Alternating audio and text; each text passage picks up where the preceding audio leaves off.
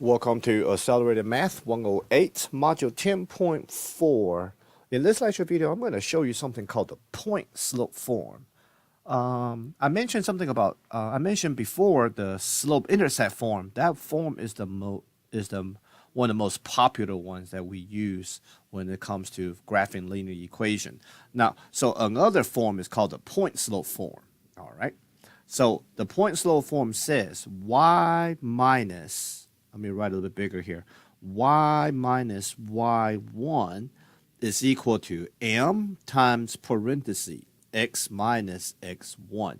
So the x and the y are still your variable. So the x1 and the y1 are a point. That's what we call them, the point slope form. You get a point and a slope from this form. All right. We don't use this form a lot, but it does show up every once in a while. Okay, so that's why I'm go ahead and mention to you. So this problem wants me to graph the following equation by plotting 2 points. So basically, I'm still going to use the idea of a slope, okay, to help us. And this time, I will actually try to extract a point from this point slope form. So once I extract the point from reading the point slope form, then I can also use the slope to plot the following points.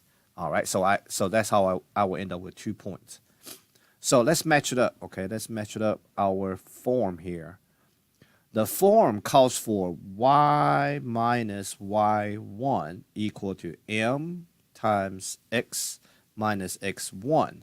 So if you match it up, m outside the parenthesis, that tells me my slope is going to be -5. But it's a little bit tricky when it comes to the points. Y match with y, subtraction match with subtraction.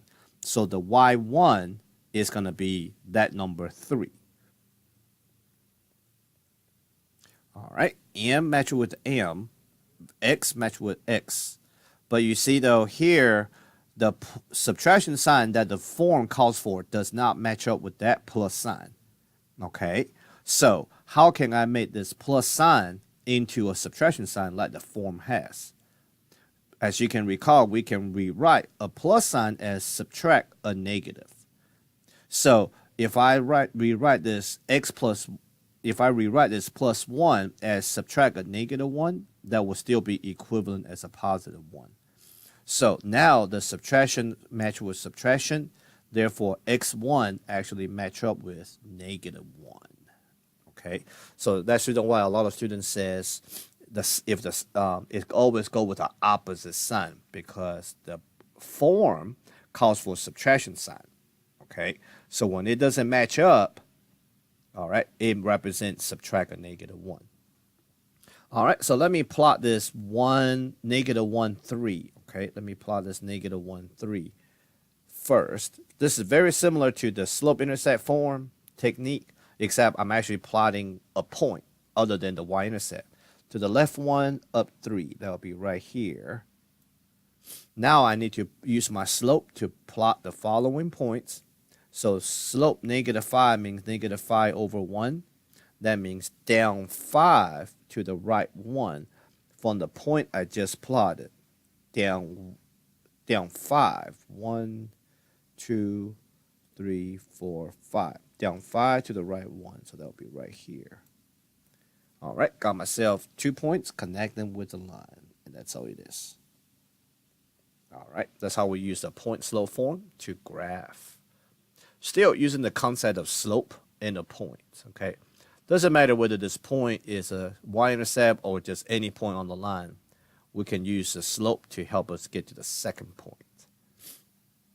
All right, let's match this up again, okay? Y minus y1 equals m times x minus x1. All right, so everything match up. So subtraction match with subtraction. So y1 is 4. All right, m is going to be -5 over 2. X match with x, subtraction sign match with subtraction sign. Therefore, x1 got to represent the 6. All right, so my first point, 6, 4. So we'll go to the right 6, up 4. That'll be about right here. All right. Now use my slope to go to the next point from the point I just plotted. So my slope says down 5. 1, 2, 3, 4, 5. To the right 2. 1, 2. That'll be about right here.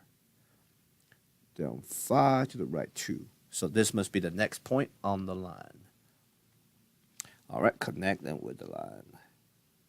So here you can just read the second point to know what it is. I think it's actually 8, -1. If you want to, though, you can actually use the slope and do adding and subtracting. So negative slope means the top number need to go down 5. Down 5 means y value go down 5. To the right 2 means x value plus 2. So 6 plus 2 is 8. 4 minus 5 is -1. So the next point got to be 8, -1. All right. So in this video, we quickly mentioned how to read the point slope form and use the point slope form, right? A point and a slope. Use that form to help us to draw, to graph the equation of the line. All right. That will conclude this video. Thank you for watching.